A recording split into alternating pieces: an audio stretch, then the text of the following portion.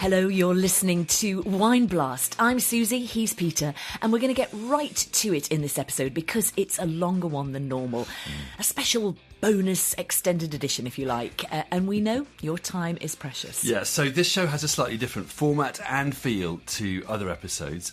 That's because we want to dedicate the lion's share of proceedings to a series of very personal testimonies. Normally, when we put a show together, we edit the interviews right down.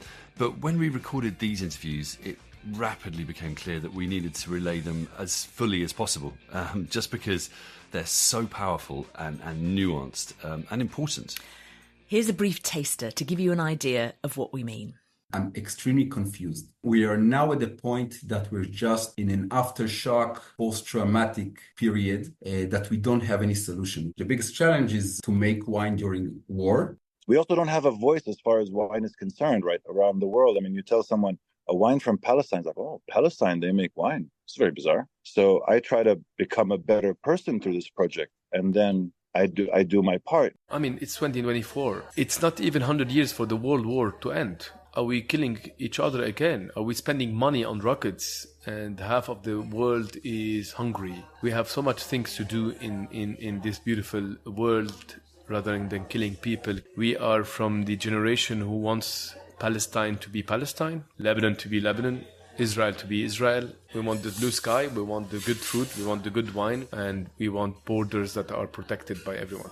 Respectively there, we heard from Eran Pick MW of Tzora Vineyards in Israel, Sari Khoury of Philokalia in Palestine, and Faouzi Issa from Domaine de Tourelles in Lebanon. Three winemakers in what is a very troubled part of the world, riven by conflict and war. We wanted to get in touch and listen to what they had to say, to hear from them about how they view the current situation, their hopes and fears, the realities of making and selling wine during a time of active conflict, and what message they wanted to send to all of us.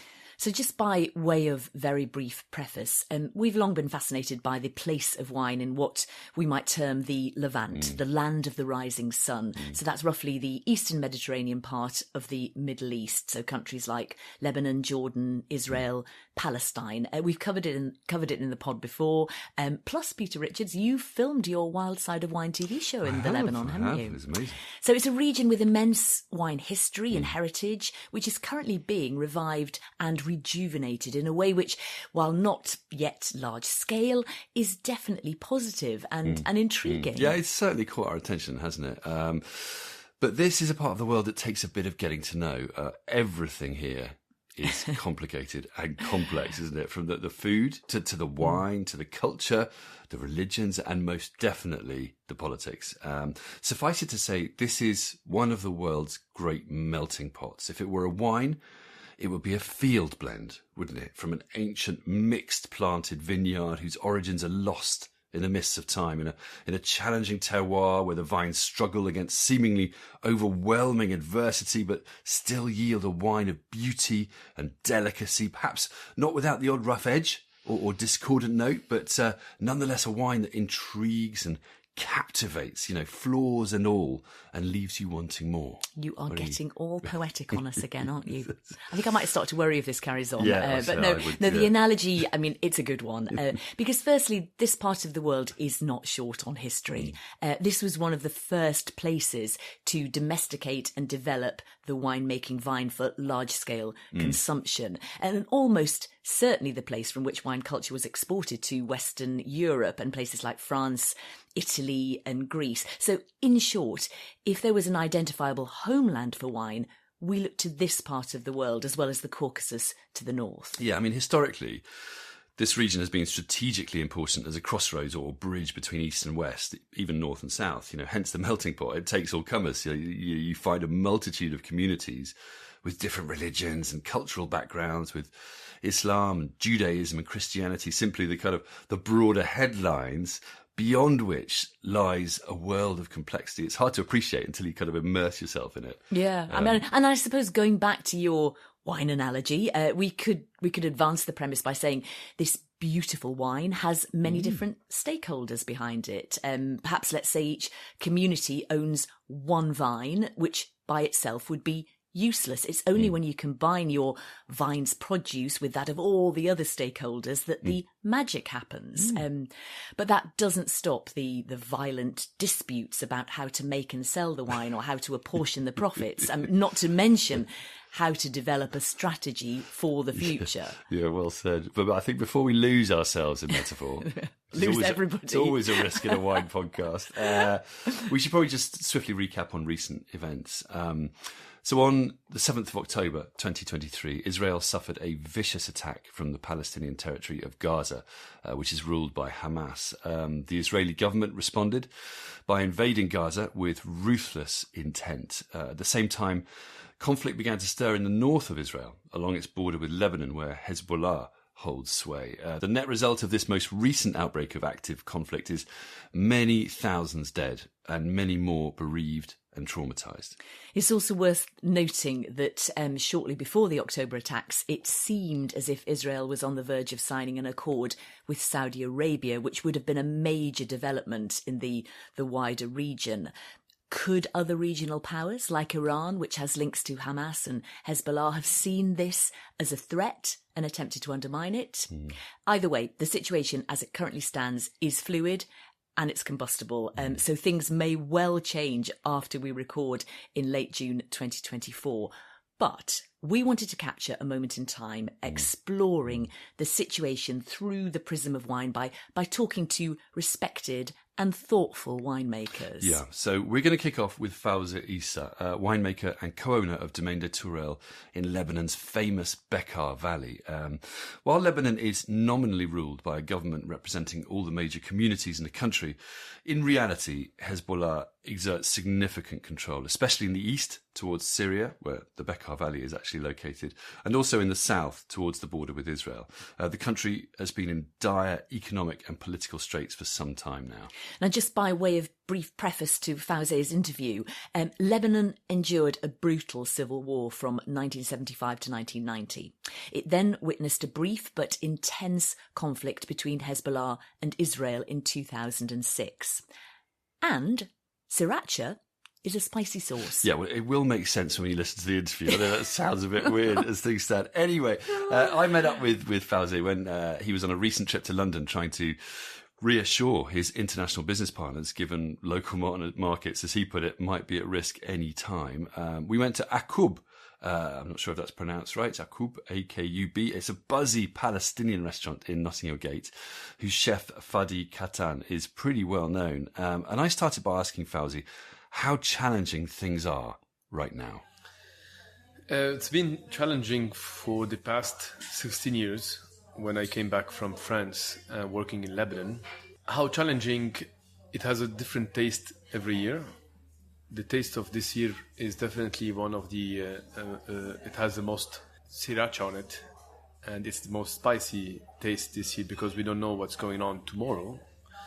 It's the uncertainty that makes us always feel anxious, because once you're in the middle of the war, you understand that you're on the war mode and you control things. Once you're not in the war mode, you cannot control anything. You want to expand, you want to produce, you want to travel, you want to invite people. You don't know what to do. What are your biggest concerns or fears looking to the immediate future? It's a very good question, because I'm from a generation that inherited the problem, inherited the mega conflict between Lebanon, Israel, and Palestine in the middle. I don't know the taste. I don't know the taste of it. I don't know what's going to happen. All that I know, that I want peace with everyone. We are from the generation who wants Palestine to be Palestine, Lebanon to be Lebanon, Israel to be Israel, borders, accessible borders. We don't want to have problems. We don't want to have issues. We're peaceful people. We're 2024. And we don't want to be ruled by the unknown. If you ask the same question for the parents, probably it could be a different answer, because they tasted the war, they tasted the problems, but we didn't. And this is where we give rights to new generations, and we say generations will solve the problem and time will solve it. And we are part of this generation that we want to solve it. We don't want to escalate the problem. But my big concern is to have an expansion in the war, and people who's acting in both sides might not have the same calculations as we have. So what makes me anxious is that the war happens, and in Lebanon it can happen in less than 24 hours. We will end up paralyzed like 2006, where we were in the street preparing for the harvest, and in 2 days we were under the shelter and collecting some food or protection or everything for the coming months. So yeah, this is something that makes me a bit anxious, especially that I've been in the past 15 years just pumping energy and expansion all over in all dimensions. As you saw, you came to the winery. We just muted all the problems, but sometimes you cannot. We have kids, we have families, and we don't want to risk anyone's life. What would you urge leaders, governments to do right now? Particularly the leaders in Israel, the leaders in Gaza, but also the leaders in Lebanon? Look, I think the game is bigger than what we think. I think it's not. Someone is manipulating more the idea for a bigger transformation in the region. I don't want to sound childish in saying stop war or let us live. This is not what they want to have. What I urge is the population, because leaders without population are useless.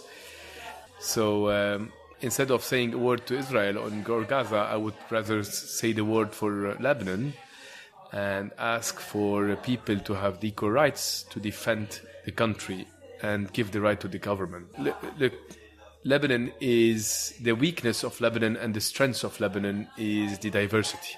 Why the weakness? Because we are 18 religion, 18 different goals, and we all want to make the leaders in Lebanon. So, and the strength is that because we are 18, this country will never fall, because we're all being supported from every corner of the globe. We are all emotionally hurt by the South. What's going on in the South? The South is being wiped.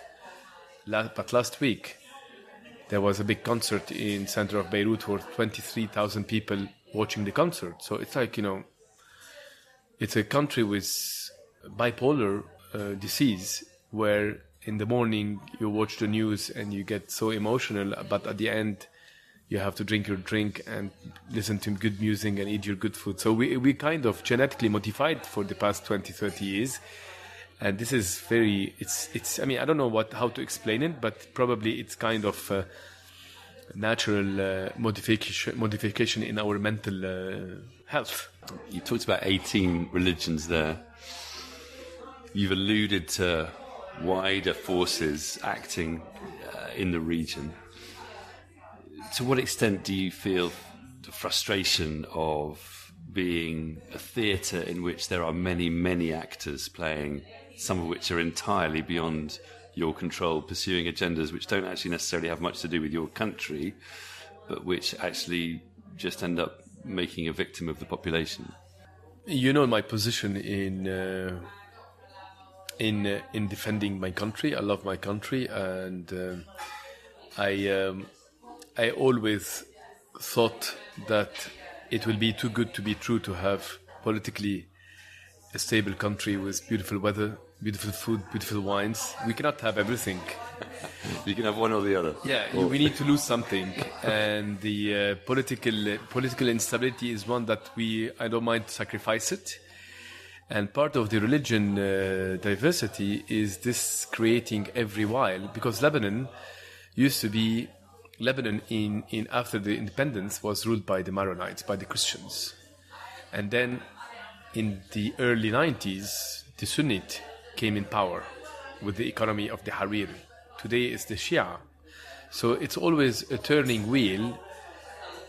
showing power to a religion. But we all know that Lebanon will never be ruled for a long term by a religion. We all like each other. We all want to sit on a table, say that, listen, you cannot rule the country alone. You need my help, my economy. I need your education. He needs the power. But today we're outside the game.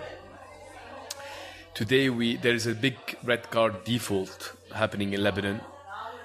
Someone is acting alone without I don't want to call it green light, but at least the comfort of the other party. And we feel a bit isolated. We don't want the war. We think that if we have a calm borders, we might convince Israel not to touch our ground or not to be aggressive. At least we need to have a calm discussion with that. It's 2024. We don't want problems. We don't want wars. Who kills at this? I mean, it's not even 100 years for the World War to end. Are we killing each other again? Are we spending money on rockets and half of the world is hungry? We have so much things to do in this beautiful world rather than killing people, killing kids and killing. So we need to make sure we control emotions. We want the blue sky, we want the good food, we want the good wine, and we want borders that are protected by everyone. So how does wine fit into this bigger picture of what's going on right now then? First, we got a big slap in October when the war started, because Lebanon did one of the most beautiful year. It was 2022, 2023 in the past 15 years. We broke all records. Because, Peter, what happens is when COVID came and inflation came, our big strength in Lebanon is the Lebanese diaspora living outside Lebanon. This is our biggest resource. We have 20 million Lebanese living, so 4 times bigger than the population itself in Lebanon. So these people, after the COVID and the inflation, they came all to Lebanon because the inflation gave them the right to enjoy the same feeling but half the price. So 2022 was like a record. 2023 even bigger. So we started to dream big and expand and new restaurants, new activities in Lebanon until October came. And October is again a slab that doesn't give you a vision. You don't know if it's something that ends in a week, in a month, or a year. And with parties that are both irresponsible, Israel with the past history, they showed that the government might take decisions that are not calculated, and Lebanon as well, with the non-coalition of the country, might end up having conflict run by a party and not by another party. So again, when there is no coalition, there is a bigger risk that the war will not end up soon. So yeah, we're not. I don't want to say that we're depressed, but we are not expanding anymore. We're calculating more and more. We're a bit lost in equation. We don't know what's coming. We are used to have people coming every month, enjoying Lebanon, talking about Lebanon, writing about Lebanon. Today, everyone's writing about Lebanon, about the politics and the war. No one's talking about the beautiful, country that we have. So yeah, it's gonna affect the wines. That's why I'm in London today, because I'm trying to open new markets, trying to make sure that my international markets are more stable, because the local markets might be in a risk at the time. And what are the bright points? What about the hope and the excitement? What's going on that's getting you excited at the moment? Excitement is a big word at the moment, but I've been planting and growing in the winery in the past 2-3 years. That today I'm collecting and I'm harvesting. I've done one of the most beautiful vineyard that you stepped So I saw your new Syrah and Carignan. Was it sort of Terra Rossa at the high altitude? Syrah, Carignan, and Meroueh. How's that looking? It's the first vintage this year. It's amazing. Right, my kids are growing, so more support, more dynamic feeling that will come in the family. In Lebanon, the young generation is always a hint of espoir, as we say in French, a hint of hope that we are enrooted in this country. I love Lebanon a lot, and I think the problem that we have in Lebanon gives us strengths a lot, Peter. I prefer to have this kind of problem rather than having cold every year, or hungry, or earthquakes, natural crises are not manageable, but problems in Lebanon that are made by people can be wiped one day. Tell me about the success of the Mediterranean varieties. The Cinsault is one of the big proof that Mother Nature can embrace varieties more than others. And the Cinsault in Bekaa Valley has, in our cost sheet, the lowest among all the varieties because it resists wind, sun, snow, rain, powder mildew, because we have powder mildew in Lebanon, kind of because of the dry and wet spring. And the Cinsault gives you beautiful acidity, beautiful color, beautiful tannins. The experience in Domaine de Tourelles in 2013 that started says that Lebanon gives you another style of the red wines in the Cinsault and gives you big reds that we can easily adopt in our country from the French.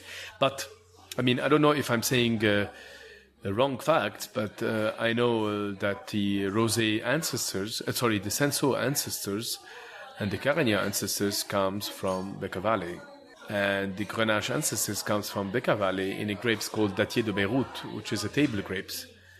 And the French people, they are marketing wise, they are stronger than us. The problem of the Middle East, wine and war, is we are bad marketeers. But a lot of the history, a lot of the roots of wine go back to this region. Yeah, and Peter, the first time I took the bottle of wines and I traveled outside Lebanon, and I don't know how to sell them. But I can tell you that on my way back to Lebanon, I knew that we have a huge advantage in Lebanon. We have good wines, but it's not the main things that we need. We need to have a proper marketing to tell people what we have. We have the food. We have the civilizations. We have the weather. We have the problems. We have the crazy people shouting every day on the streets about revolution. We have everything that gives attention to people that they want to know what's going inside the bottle. And since that first trip till now, we are in 26 countries because of that story. It's not a cliche story, but it's just telling the truth. And that's why I'm telling you, if we tell the truth about the war will stop tomorrow. Because we're not people who wants to war. We were never people with war. Never. But the truth, because when I touch the ground of the States, they will tell me, you have Hezbollah, how can you make wines? This is not the story of Lebanon. The story of Lebanon is peaceful people, mountains, sea, food, spices, flowers, Levant. This is what Lebanon makes, but in every country we have some issues, and the most known issue in Lebanon make us the bad at marketing today. Talking of stories, you, not exactly directly, but there is a certain amount of cannabis planted in the Bekaa, but you've been sort of converting cannabis plantations to Grenache plantations. Is that a simplistic rendering of what you've been doing? You have a great memory. I don't know. Definitely the Grenache that today is 6 years old. Sorry. And the funny part of it, I don't know if you still remember, because you remember part of it, but the other part is that it was a collaborative project with nuns. With nuns, I didn't realise that nuns were involved. Right, you're going to have to start at the beginning. Tell me all the story, especially the bit about the nuns and the cannabis. So one day, we, with another collaborative with me in the area called Walid Habshi, who we decided that the area has to really go full-fledged on grapes, because it has the beautiful terroir for grapes. And Lebanon used to have one of the best reputation for the cannabis plantation. In Amsterdam, the cannabis brought from Lebanon used to call the red Lebanese, and used to be the most expensive in the menu. But back 5 years ago, we thought that, even more than 5 years ago, 7 years ago, the project started, that we need to turn the cannabis plots of the farmers into sustainable crop, which is the grapes. But to be able to do that, we needed a big support in the region to buy lands again or to rent back lands. One of the courageous nuns, they had money before the crisis in Lebanon, and they wanted to invest in that beautiful risk-taking project. They came to the area and they enjoyed the project, and they bought the land along with us, who bought the land next to it. And having a land owned by nuns in a big area controlled by, I would say, drug traffickers and cannabis farmers, is a big pillar for us, because one, it gives us more guts and more confidence about it, and two, it gives us protection, because today, whether you say it yes or no, the religion in Lebanon has a kind of a shelter in areas like that. Today we run 50 hectares of grapes turned from cannabis to grapes. It doesn't mean that we are against cannabis plantation, but we are more in protecting the farmers for long term. And this was the part of the game, that I have a beautiful picture in my office, taken by my drone, where half of the picture is cannabis and the other half is a beautiful new plot of vines, and both of them are shining and giving beautiful fruits. Can wine be a source of positivity in a troubled region? Yeah, it was always a source of positivity. I am one of the lucky people who was thrown in this beautiful industry where you can talk to everyone in the world. You can just open a bottle of wines, explain what's going on, enjoy, share a lot of social troubles, social obstacles. We need troubles in our life, otherwise it's going to be boring. But the wine is one of these sources that makes you, I was in Vancouver 3 weeks ago, in Dubai 2 weeks ago, in London now. I was in Norway 2 months ago. Wine is a big passport, especially for a country that has a mix of contradiction. And Lebanon has a mix of contradiction. In Ramadan, we have drop of sales, which means Muslims in Lebanon are genetically modified as well. And they like wines, same as we like wines. 80% of because we produce arak as well, and we buy grapes for arak, not like wines. We blend grapes for wines because we control them very well, but for the arak, we need the spirit distilled. 80% from our farmers are not Christians, are Muslims, Sunnite and Shiite. And they sell grapes to produce alcohol. They don't want to know what you produce later on, but all what they know that they need a couple of boxes later on to enjoy some feasts. So we live in a beautiful country. There's a song for Coldplay. We live in a beautiful world. We live in a beautiful world where we understood as the generation, we understood that we have a lot of treasure. We have to face problems. We might lose people in the family, like we know a lot of people who lost it.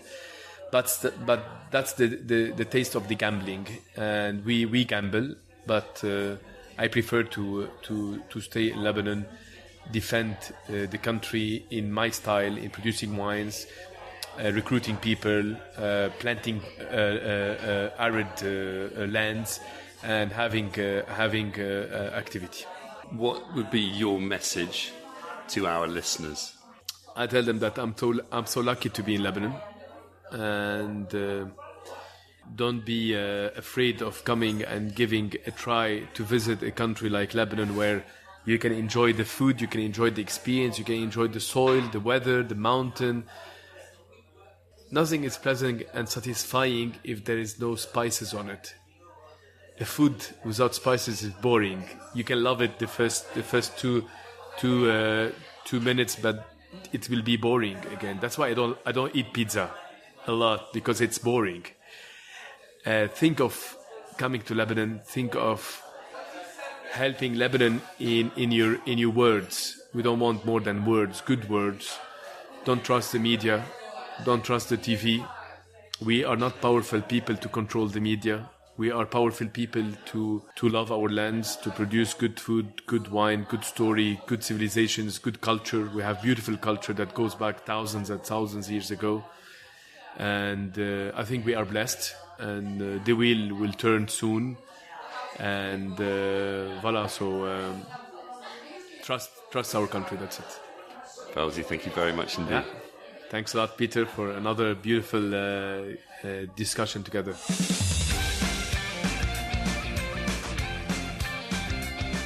So things are intensely challenging, but there is hope, particularly on the wine front.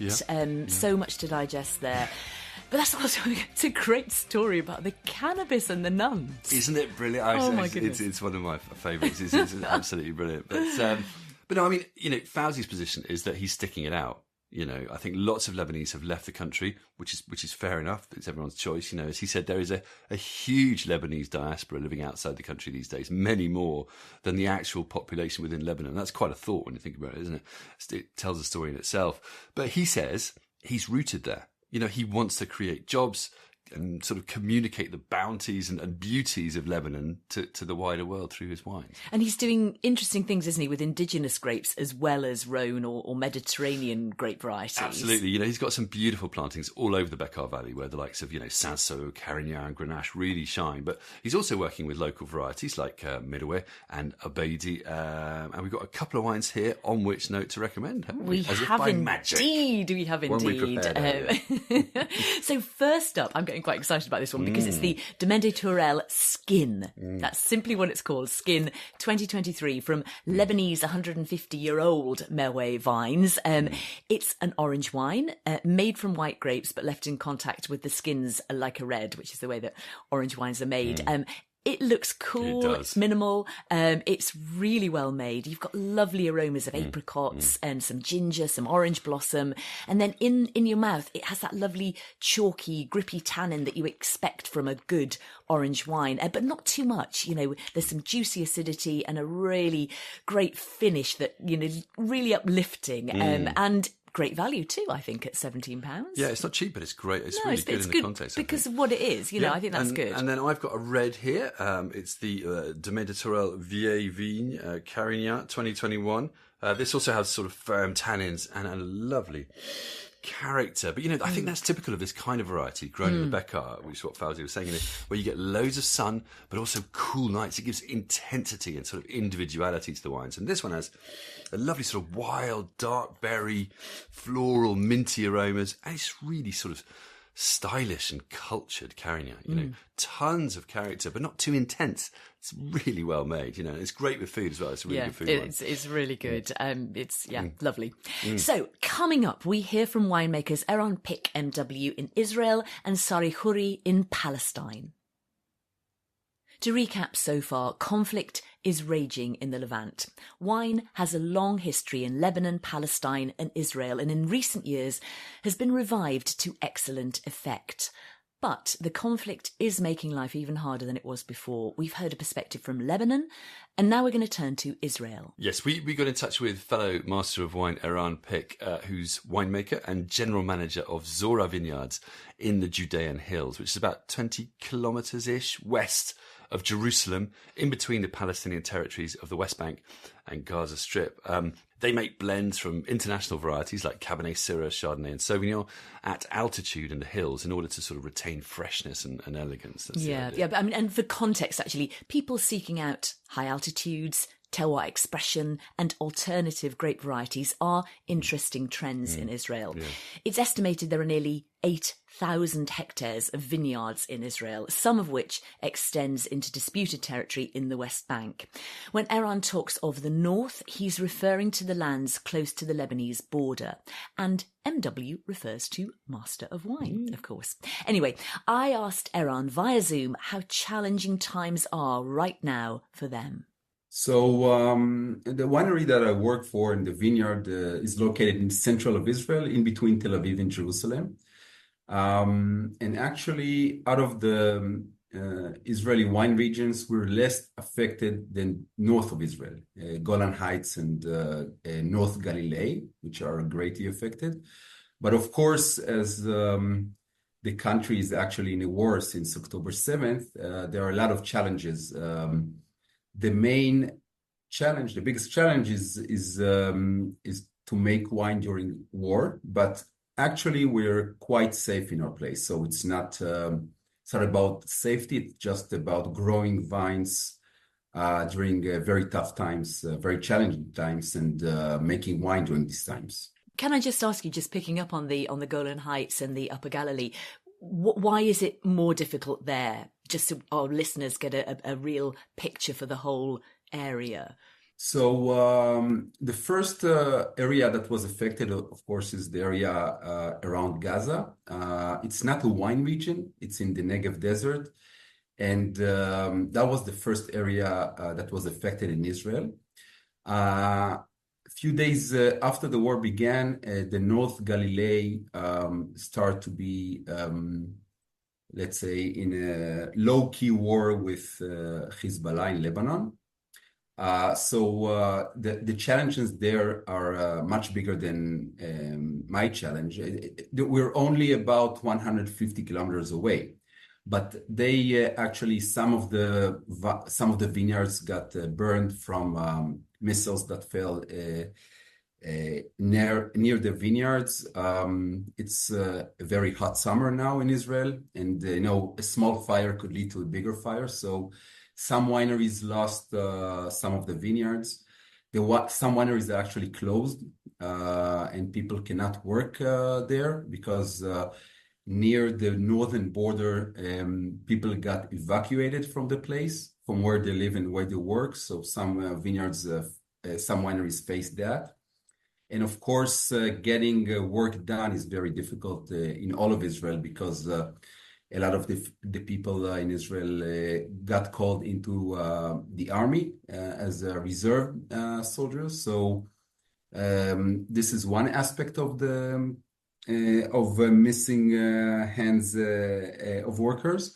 The other one is that in our winery in vineyard, we have Palestinians working for us with us for many years as workers, and since October 7th, we have a difficult time to bring them into the vineyard and work. So I was always very proud that in the winery we work 10 people.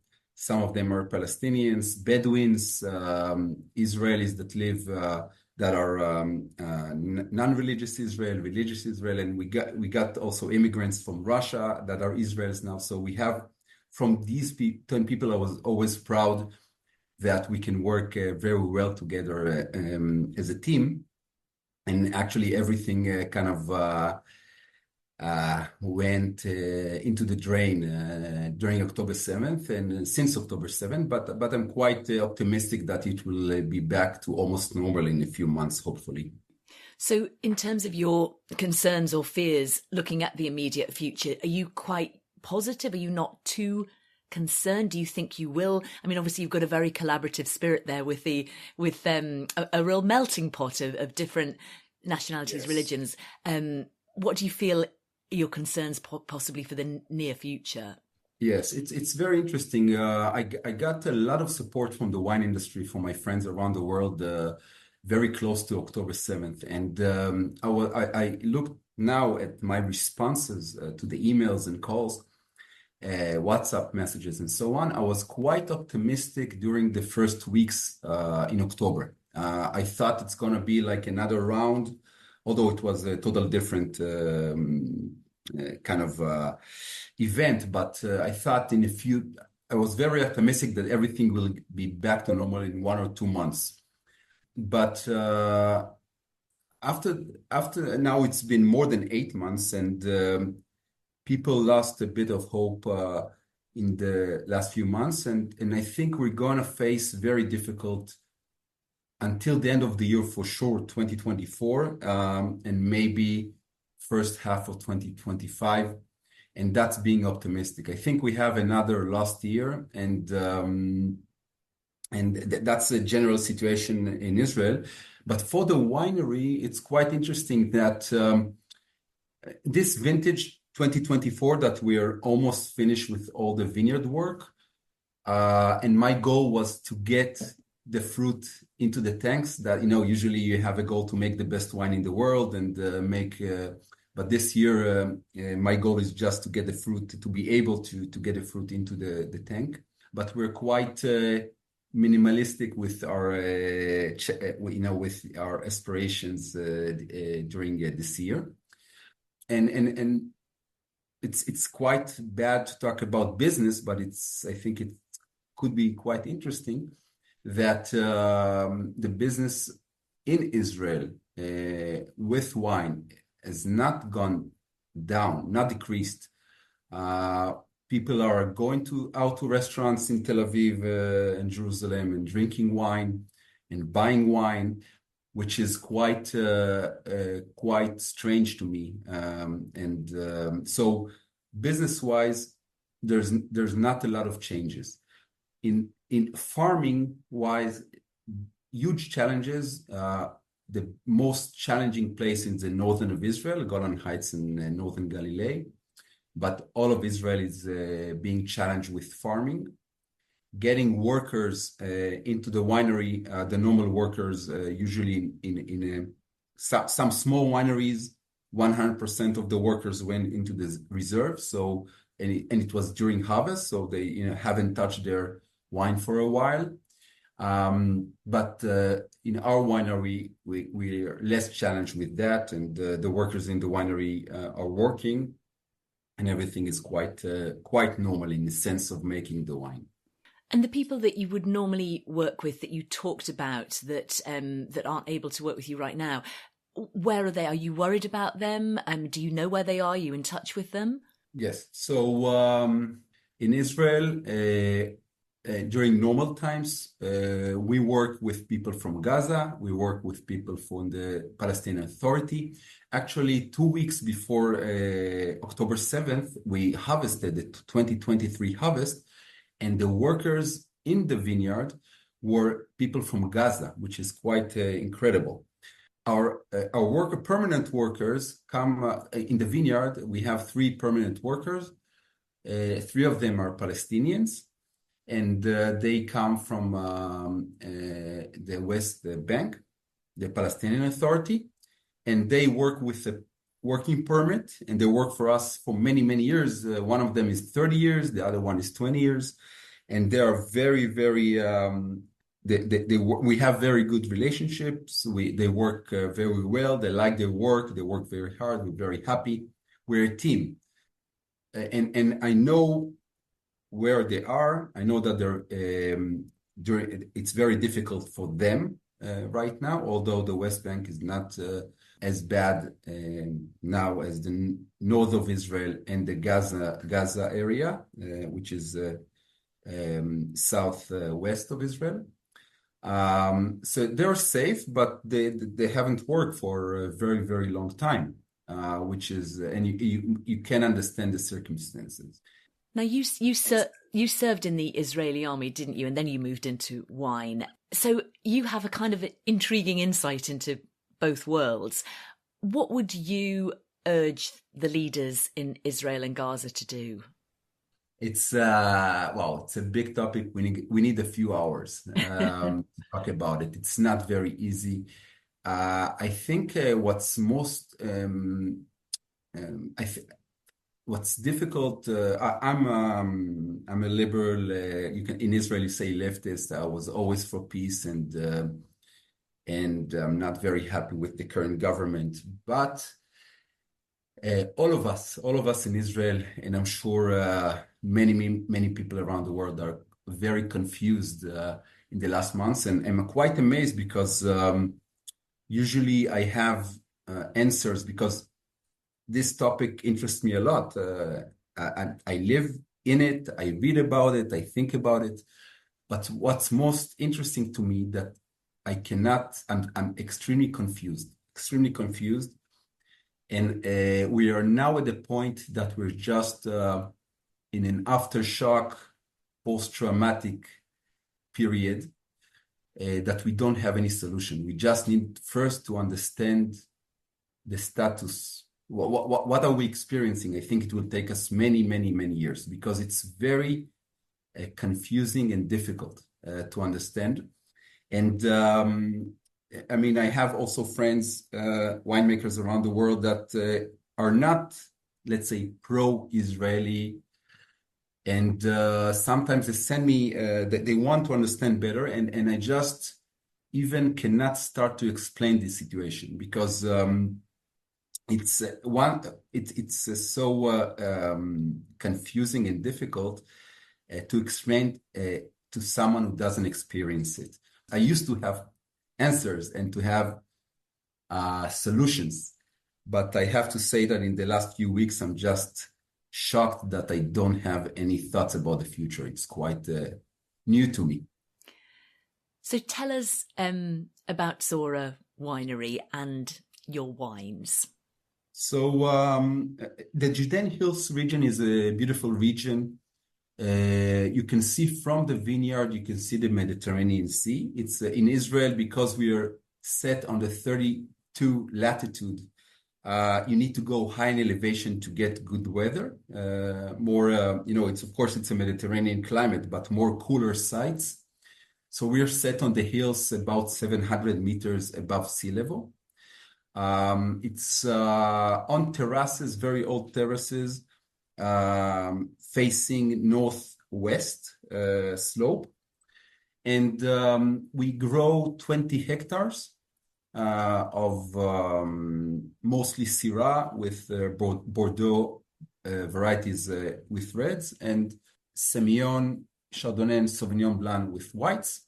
And we make wine only from blends. We have 5 different wines. All of the wines are always blends of varieties. The goal is to make quite interesting wine with the personality of the Judean Hills. Because it was a wine region 2,000, 3,000 years ago, but not continuously. And only new vineyards were planted only 30 years ago in the region, less than 30 years. So what's this personality or characteristic of the wine? It's for us to find out. So I think we start to understand it. We start to have a mark of the vineyard, and I'm quite happy with what we're doing. So you're growing international varieties, which we're all familiar with. Yeah. What is that taste then that I would get in the glass of your Cabernet or your Syrah or your Chardonnay that's different to a Chardonnay or a Cabernet Syrah from another part of the world? What makes it unique and yours? So I don't have any goals or thoughts about bringing up a varietal character. More of the reason we're doing blends because we don't want any specific variety to come out. So my goal is to have, of course, it's a Mediterranean climate. It's not a very cool climate. It's under a warm climate, but not too warm because we have a lot of influence from the Mediterranean Sea, so we don't have extremely hot days during the summer. So the wines come out quite spicy, and the goal is to make complex wine without heaviness. Like everywhere in the warm climate regions, I think the goal is because making a big wine, extremely very concentrated, very big, it's quite easy in warm places, and you have a lot of examples around the world with it. But we want to make very delicate very complex without any heaviness. This is our kind of holy grail. And it's done by, we're working a lot of shade. So the main, if you go to the cooler regions around the world before the climate change, people were looking for the sun, for southern aspects to get good ripeness. We're looking for the northern slopes to get away from the sun. The grapes are always shaded by the leaves or by nets in order to get away from the sun radiation. And by that, we get very fresh grapes, very fresh flavors. With the whites, we're playing with reduction versus fruitiness, which is very interesting to me. And with reds, we want very spicy and nice, delicate tannins, very drinkable wines. And can you also talk, you grow international varieties, but there is a trend, I think, towards rediscovering some of the indigenous or local grape varieties in Israel. Can you talk about that at all? Are you thinking of doing that? Yeah, so there are two ways of going that way. One way is some wineries do that. Go to the local indigenous grapes that are still in Israel, mostly in the West Bank, and because wine wasn't allowed since the Muslims came in the 7th century until many years after. So we don't know which grapes were grown 2,000 years ago, but indigenous grapes stayed in Israel because people grew them for eating. So the local grapes are named Dabuki, Jandali, Marawi. They're grapes that when you look at them and you taste them, they're closer to table grapes. Some wineries go that way. I can't say it's a trend. I can say that maybe 5 or 6 or 7 wineries, they want to make wine out of that. But I think my opinion is that the potential is quite limited in quality. The other way is very interesting. There was a huge scientific paper by Shivi Drori. He's a professor in a university, Ariel University, and his team went through Israel and looked for wild vines that are still in some creeks near trees. And actually, they took a few dozens of vines like that, sent them to a lab, and found local indigenous vines that are not known.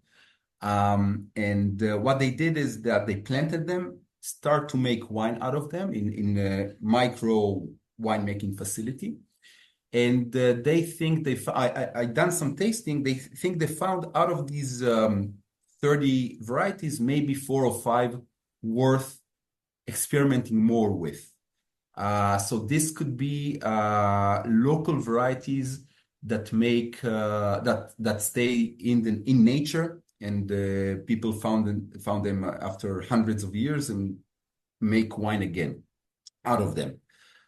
Quite interesting, and actually from the tasting I made, there is a nice potential for a local variety that makes interesting wine. And just thinking about the ancient traditions of winemaking in Israel, is there anything that you do now that you would say comes from many years gone by, the traditions that people had then in terms of winemaking? Yeah, so it's interesting. Wine was, we know that it was in our region, Northern Galilee, mostly in the Judean hills. Thousands of old presses were found in our area, thousands. People made a lot of wine 2,000 years ago. Really, it's quite amazing. An amazing amount of wine. And actually, a few years ago, they found, not far away from where we are, a winery that probably people think made about 2 million liters a year. And that's amazing number and we're talking about 1,500 years ago. So people drank a lot of wine, made a lot of wine, and wine was exported from Israel. You know winemaking as I do. It's quite simple. You take grapes, you crush them or dance on them, and after that fermentation, and that's it. It's wine. So I think you're doing your job down a little bit, Eran. I think there's a bit yeah, more to it than that. a bit more, but not a lot more. A bit more. I think from all the things we do today, if you took a winemaker to come here to the future, 2,000 years ago, a winemaker from 2,000 years ago coming here, he will understand what we're doing, right? It's not rocket science, but I think it's interesting, mostly in the vineyard. People now grow in the south of Israel, in the Negev desert, which was also a wine. They grew grapes there, vines, and it's quite amazing because irrigation wasn't available back then, right? So it's and you have 100 millimeters a year, twice, 2 times of rain a year, so it's really amazing. So I think what we're taking from the past is understanding how to grow wine in a dry and warm place, which is, I think, in Israel we have a lot of experience in that, and I have visits from places as famous as Bordeaux and other places coming to Israel and trying to learn about irrigation, to learn about water management. And I think in that matter, we are quite advanced. Just bringing everything just back to today and the situation, do you believe that wine can be a source of positivity in a very troubled region? It's not about belief, it's a fact. It's a fact because as I told you, I don't know many workplaces that have Orthodox Jews live in Jerusalem, in Bnei Brak, which is an Orthodox city, Palestinians, secular Jews, immigrants, people. It's a fact.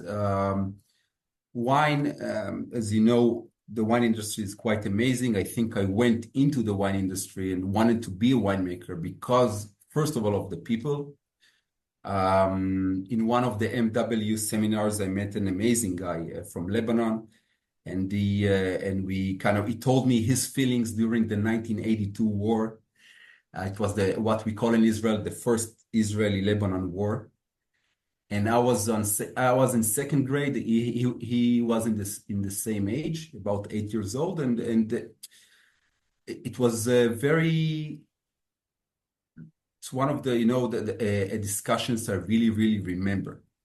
I went into MW also for the networking and meeting wonderful people and very professional people. But for me, meeting him and hearing his side of the story in Beirut in 1982 is something that is unparalleled. And I'm sure wine could bring people together. It's a fact. But again, I want to portray a very optimistic view.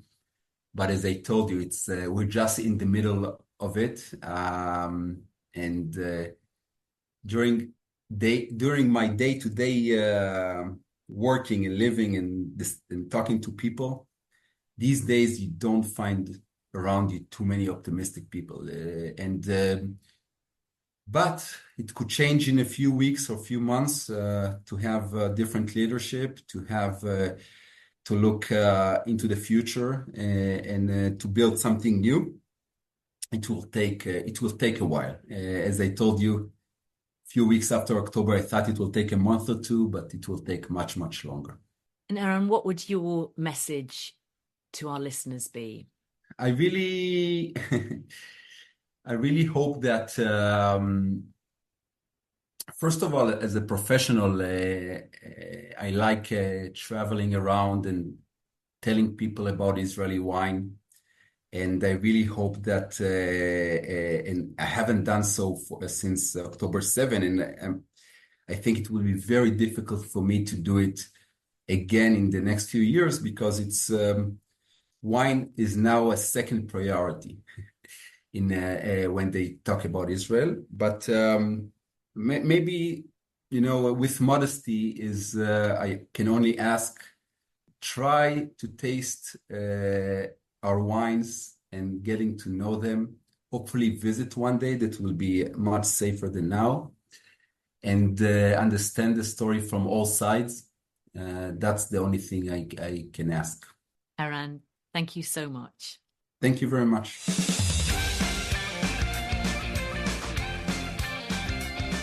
So quite an emotional interview in parts there. I don't really want to start overanalyzing things or picking them out, because I think in a way it's just best to let the words speak for themselves. I agree.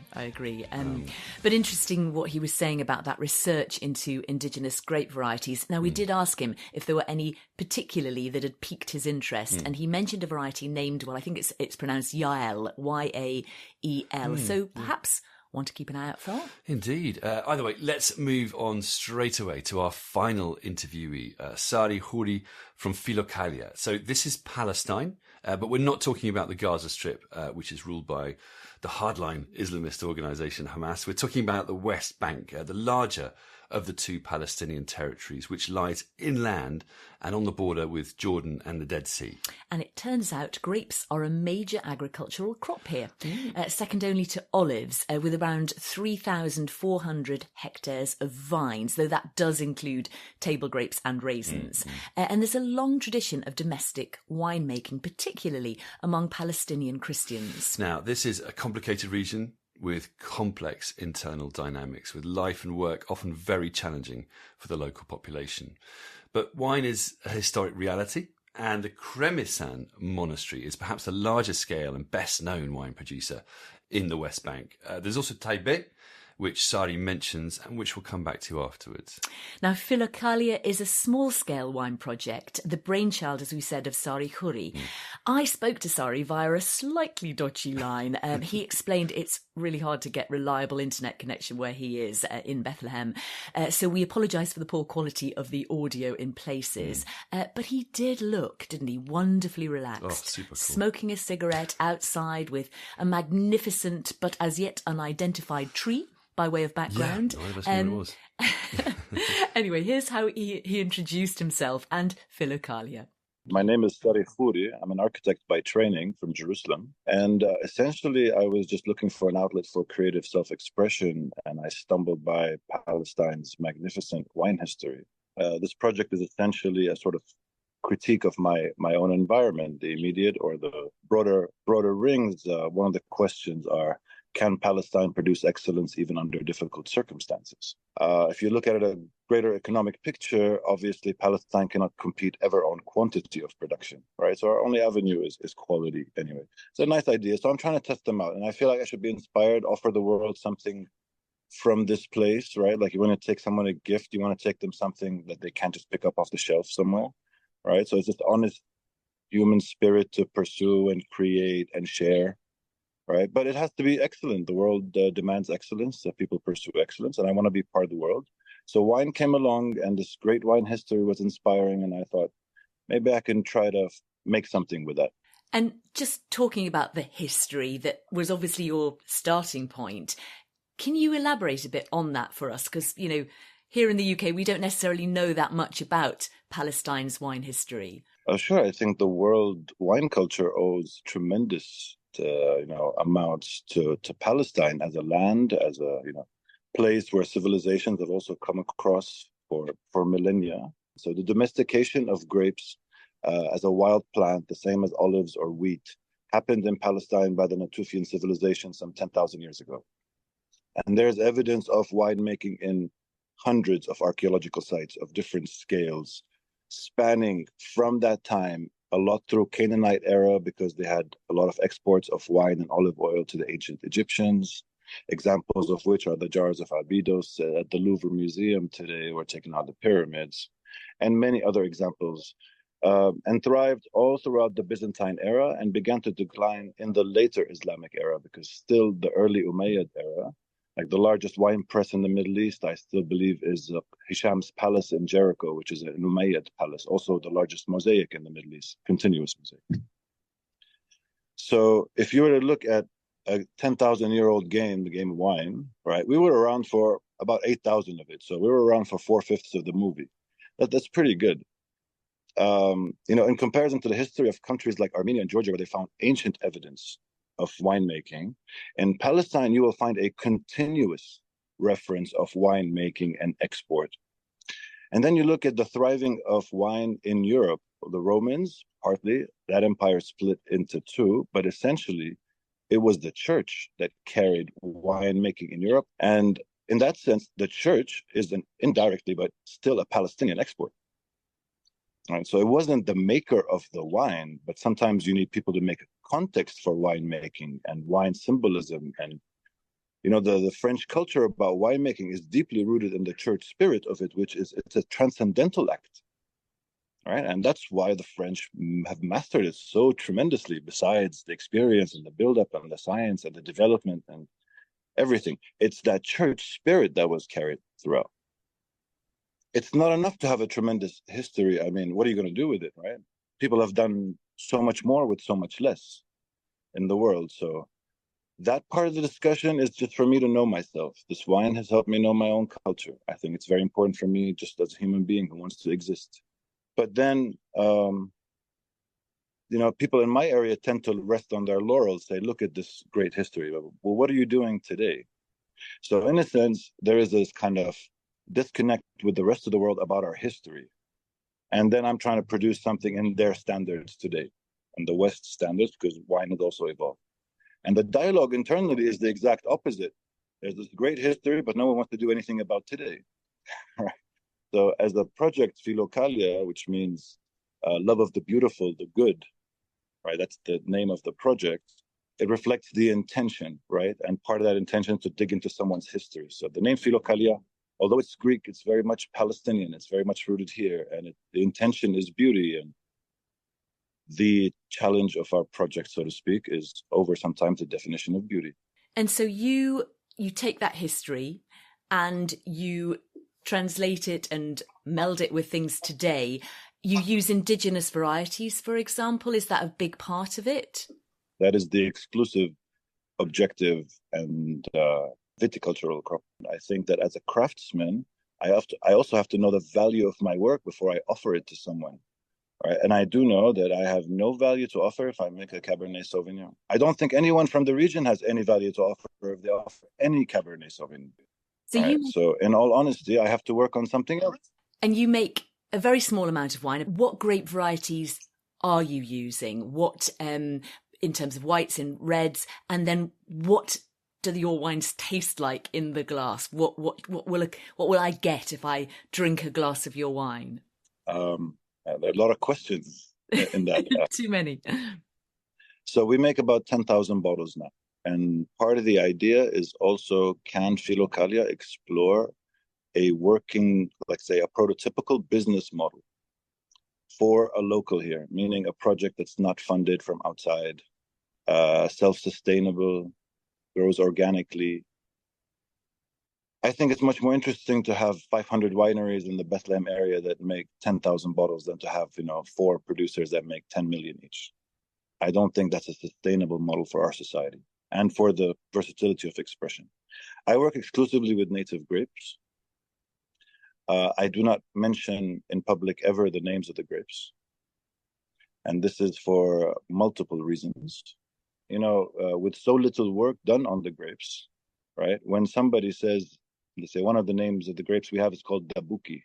So if somebody says, this is Dabuki, what you should be saying is, this is my attempt at Dabuki. You haven't done enough work. No one's done enough work on Dabuki to start to define its potential. And I can give you 4 or 5 different iterations of Dabuki that seem like they have nothing to do with each other. We're trying to put ourselves ahead of the grape, ahead of the heritage. And that doesn't really work if you want to build, an industry that has good foundations. So for me, one of the elements of creating this foundation is to try to make wines that have this relationship between local wine, local cuisine, and local climate. So I could make a light red wine that you can serve chilled because it goes really nice with a summer barbecue, like this time of year in the afternoon, right? Something with spicy, like some kebabs, and you have this refreshing thing with very light tannins. It's beautiful. All right? Wine is, for me, is designed by occasion. Or if you're having this large meze tapas style menu on the table, where a white grape would be more suitable because it maintains the freshness, right? And you're dealing with all these vegetables, but then a typical white would not have enough anchor to shift between dishes and bring you back to some reference point. So I do an amber style wine, skin contact white. Is that a varietal wine or a blend of grapes? From my extensive experimentation with the native grapes, I would say that for the majority, with some rare exceptions, we will do better with blends. And it's no different than our food. You know, you have salt, pepper, but then somebody will say some allspice, some nutmeg, some cinnamon. You will get a more complete wine, I think, in this climate and understanding the role of each grape in it. So it's not really about highlighting a particular grape, with some rare exception. Just give us an idea in Palestine of the quantity of winemakers and whether they're lots of people like you that are a very small operation or lots of big operations or hardly any at all. What's the general wine scene? It's very small, I think. We have a few individual or institutional scale efforts. That's pretty much what we have. We don't really have an industry in the typical sense of the word. All right, so the first modern winery in historic Palestine has been Kremizan Monastery, established in the Bethlehem area, not so far away, in 1885. It was associated with the movement of establishing Catholic institutions and monasteries and schools and churches, basically around the decline of the Ottoman Empire. So it's maintained its identity, but it's always worked with native grape.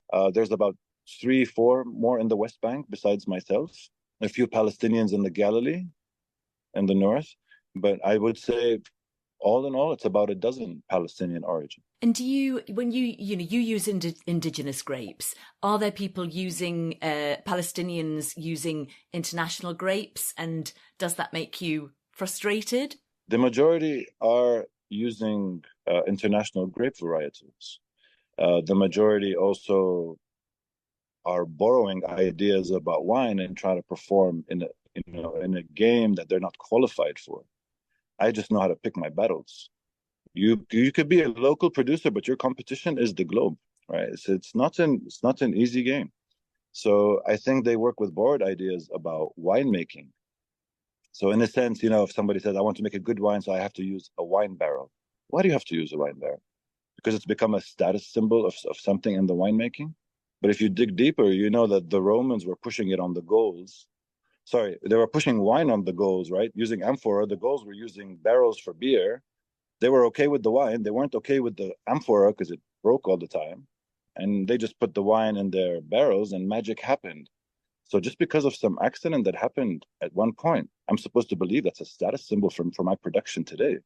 You start questioning, it's hard to see things in the same light. And I think we should do more questioning. But I understand with time, as I work, I start to appreciate my colleagues more and more because, let's say Kremizan's winemaker, his project also feeds a lot of families, right? It's also part of the survival, and that's a very valuable asset to be able to put in work day in, day out. They're serious, dedicated people.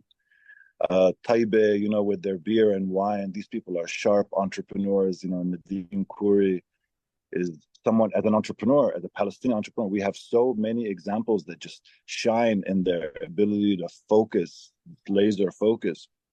So I can disagree with Nadim about the wine, but it will be a very small aspect of my deep appreciation and respect for him because, it's a model family as far as an entrepreneurial project in Palestine to take on a whole town of Taibe, right?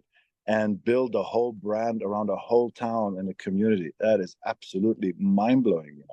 It's absolutely mind-blowing and such a joy to see, and to see that they go through years of hardship, but always with a smile.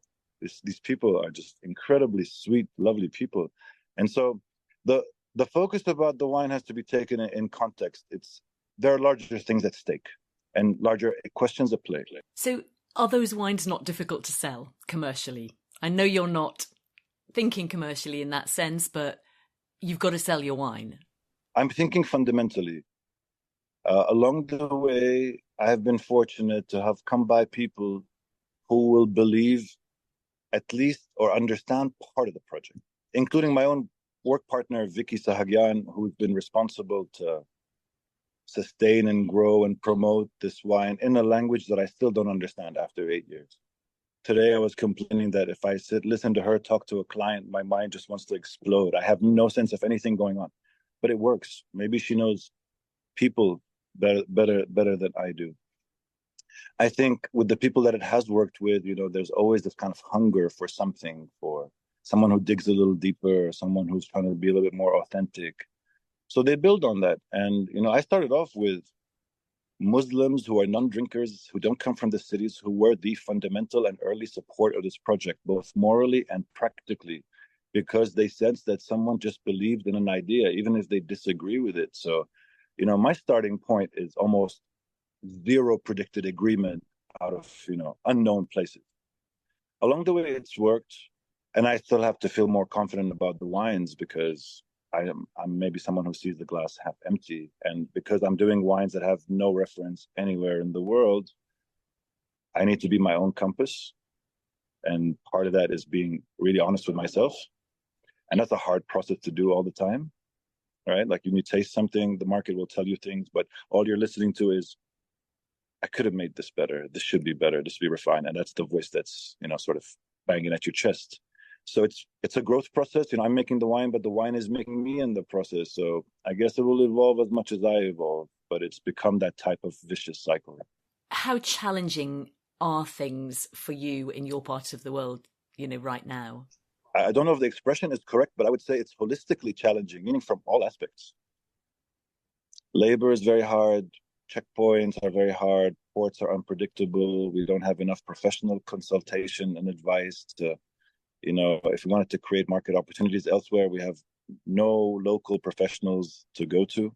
We also don't have a voice as far as wine is concerned, right, around the world. I mean, you tell someone a wine from Palestine, it's like, oh, Palestine, they make wine. It's very bizarre, right? So you spend all your energy trying to say, yes, I make wine. But yes, the whole situation is problematic. Also, you have to understand that wine is a long-term project. And if you're focused on quality, and if you live in a place where everything's more about short-term survival, ideas are the first things that go out of the window. Standards are the first things to go out of the window. But also morale goes out of the window. So when you're working with, let's say, your colleague or something, and they just want to get done for the day, they're exhausted. They're exhausted psychologically. And you still want them to say, look, man, this is fine. We're going to work on it in a certain way. Take your time. I don't care. 3 more days. That's fine. Right? I'll pay for it gladly.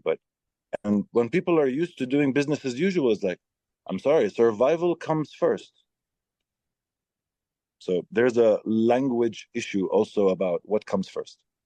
What would you urge the leaders in Israel and Gaza to do? I think I'm more qualified to discuss politics than to discuss wine. So that would need its own podcast. I don't think that I should answer that question because that is really not the issue. And people will say the occupation is the issue, and some people will just refuse to see that. But what is indisputable is that Israel, before its founding, since its founding, and until today, has occupied the discussion. This is indisputable. So I think we can start off by liberating the discussion. Can wine be a source of positivity in a troubled region? I've really, in the last few months, I'm discussing with myself, how important is this thing? And I think it's completely unimportant. What is important is the process. Making wine is one of the most amazing things in terms of the span of realms that it covers. After thousands of years, there's still innovations being done in wine in a room to maneuver that constitutes really 1 or 2% of the bottle. I mean, if it's 13% alcohol, it's 84% water. It's the last 3% is sugars, acids, tannins, pigments, whatever aroma. We know about half of it. You can control 98% of it, and that 2% is the room to create so many variations over thousands of years from, millions of producers around the world over time, and still. And at the same time, that process goes from the most basic ingredient, earth, all the way to the tables of kings. So if somebody tries to operate with a sense of process that has an awareness of that, that's deeply empowering for the person. And whatever it is, the situation that needs to be resolved around us, it requires persons. It requires individuals. So I try to become a better person through this project. And then I do my part. I'm not able to discuss with an Israeli or Palestinian politician, but I can help a farmer whose son is 15 months old, but has to be smuggled into Tel Aviv for treatment during the war. I do my part. And then when I see him sitting in the car so serenely with that type of health condition, with no access, I tend to wonder if I'm really such a strong person. Maybe I have to grow in inner strength. So there's a lot happening even in a car ride that shouldn't be happening. He should be able to go to hospital normally. He should have transport to go to the hospital. But have I helped him, or has he helped me realize the value of still greater space to grow as a person? You need better individuals to solve things. And like I say, I think this project is making me a better individual. It's not an easy process. The end result is in the wine, so to speak. I think if people had a vertical tasting of Philokalia, because I think it's really beautiful to take a wine like Grapes of Wrath or Stubborn Saints or Anima Syriana, many of the wines. You will taste it, 8 vintages, and you will see the tremendous amount of evolution that's occurring there. And that, to me, the potential of those grapes is much more exciting than where I am today and what I'm selling. That I'm the limitation, right? These grapes are producing better and better every year. So when somebody says, this is Dabuki, really? My Dabuki is a Pandora's box every year telling me something more. Where's your Pandora's box? I think you should have a Pandora's box, not the Dabuki. So, yeah, I think it's like I said, it's holistic. Things are interconnected. We fail at certain levels to communicate. I think that's why I'm maybe being a little bit more vocal about it today in this podcast. I apologize for that. Usually I answer respectfully and concisely. We appreciate your honesty. But there is a failure with, communicating all that complexity. My own failure, and I'm starting to piece it all together also today, and I'm glad it starts to make sense. And what would your final message be to our listeners? I think I should start to listen to my work partner, and she just says, just try the wines. Let the wines speak. I mean, it was my idea at the beginning to have the craft work speak for itself, but I think I forgot it along the lines. And I think, just try the wines. Sari Khoury, thank you so much. No, it's my pleasure. Thank you again for inviting me.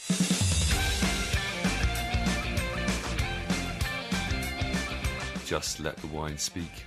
I think that's something that all these winemakers would agree on, don't you? Absolutely. And I think they'd also agree on the fact it's good to talk, just as Sari said there. Yeah. Wine is a great conversation starter, and that's just one of its many values. Yeah, quite well said. And just to pick up on one point, apparently local research has identified 21 indigenous grape varieties in this area, with up to 8 suitable for winemaking. So that's interesting for the future. Now, I'm very aware this episode is an unusually long one for us. Outrageously long. But as I said, we wanted to give these winemakers proper airtime, and I'm sure you'll appreciate why, having listened to them. Yeah, so we're not going to do a long outro, but I did just want to mention some Palestinian wine before we finish. Is that okay? Can I sneak that in? Go for it. Thank you. So we didn't manage to try Sari or Eran's wines, partly because of the speed. We had to turn this episode around, but we're looking forward to doing so in due course, aren't we? And we commend them to you all out there in the meantime. But what I did manage to try was a few Palestinian wines from Taipei, the producer Sari mentioned, when I was at Akub with Faouzi. And how were they? Delicious. It was a great evening, to be honest. It sounded it. I had the Taipei winery Nadim Rosé 2022 from Palestine. I'm still not quite sure what grape it's made from, but it was quite kind of deep in colour and full of personality, sort of rose-hip strawberry character. Sort of sounds like a Syrah, probably might have been a Syrah. Had a lovely creamy textured palate. I mean, really lovely and just so Moorish. You didn't stop there, presumably. No, I didn't. You know me too well. We had all in the interests of research. Also, exactly, the Taibet Nadim Cabernet Sauvignon Grand Reserve 2018, and this was full on, very sort of generous and rich. Tons of dried fruit and creamy oaky character, but also quite well grounded with sort of juicy acidity and firm tannins. Sort of a very satisfying, maturing Cabernet Sauvignon from a warm climate. You went down very easily. And it definitely meant my journey home was slightly more meandering than I had intended. But we are talking Cabernet, so international varieties. Exactly. And I think as Sari intimated, they've gone down the international grape variety route with Cabernet Merlot, Syrah, Sauvignon. And I think the wines that I tried were very much in that international mold. They were delicious and they were a bit different, but they were quite hard to place on a map, if I'm being really, really honest. So, but equally, that probably makes them familiar to people, so probably an easier sell, which is probably quite important as well. It is, and how well did they go with the food is really important. They went well with the food. They went well with the food, and Akub's food is sensational. The idea is lots of sharing plates. We had fabulous bread, foul, labneh, pickles, lamb's neck, moussahan, which was a new one on me, but it was amazing. And the whole experience, with the wines on the table and in the glasses was just delightful. Wow. Okay, so on that note, I think we will round things off. By way of closing summary, these are troubling times in Israel, Palestine, and Lebanon. Wine can seem tremendously unimportant at times like this, and yet all three winemakers from these various territories we've heard from are very clear about the value it offers, especially in times of adversity. Wine can be a unifying force. It has the power to bring people together, to start a conversation. All things needed more than ever, and not only in this part of the world. Our thanks to Faouzi Issa, Eran Pick and Sari Khoury, also to Madeleine Waters and Adam Montefiore. Most importantly, thanks to you for listening to the very end of a very long programme. Until next time, cheers.